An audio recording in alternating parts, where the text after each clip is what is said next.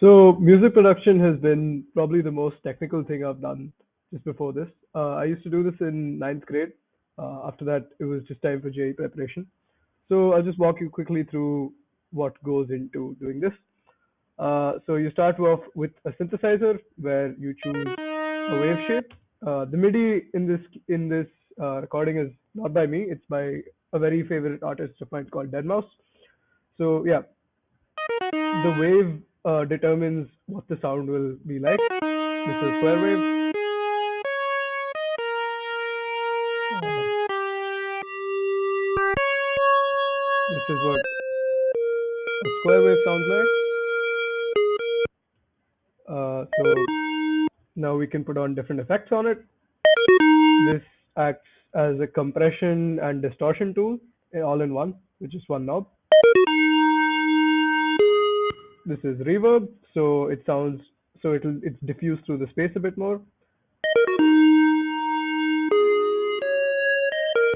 This is an echo delay, which also helps in aiding the space. And finally, we have an OTT, which is just a multi-band compressor.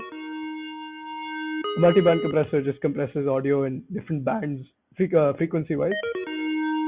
So we've been listening to this lead in isolation. Let's add in our bass.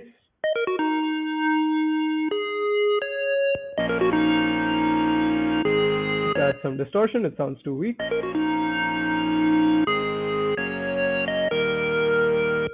Let's add some more.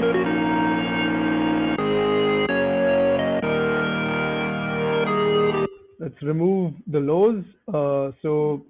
We're removing from about uh, 80 hertz to 100 hertz because that job will be taken care of with the sub bass, which we have over here. That sub bass is just a simple sine wave with some distortion on it and some EQing to cut out, because a sine wave normally just has no harmonics.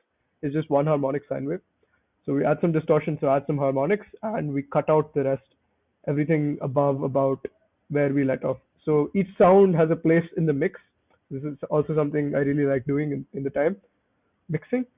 Let's see what it sounds like now.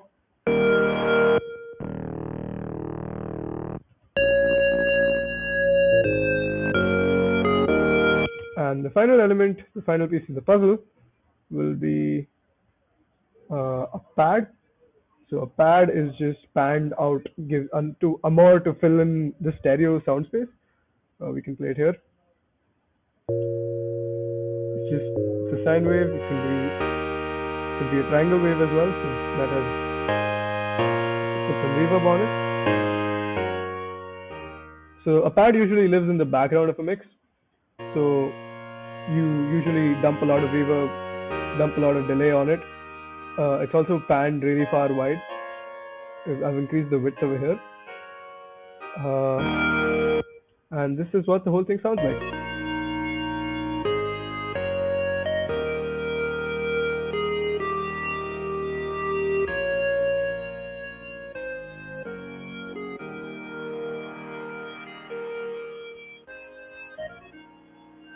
And finally, we come to mastering, which is after you have the whole mix through, how do you cut down on the dynamic range so you can squish out the transients and uh, yeah, you get a nice smooth waveform, which then you can increase the loudness of the whole track by. So you get a nice consistent sounding mix. You don't just get random spikes in the middle, and that which disturbs your idea of how the song should flow.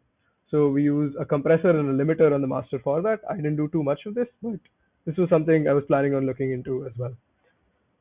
This is I did this for about 2 or 3 years.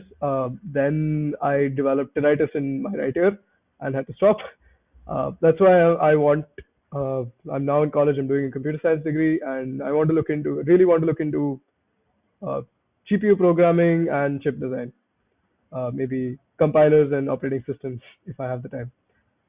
Thanks for having me.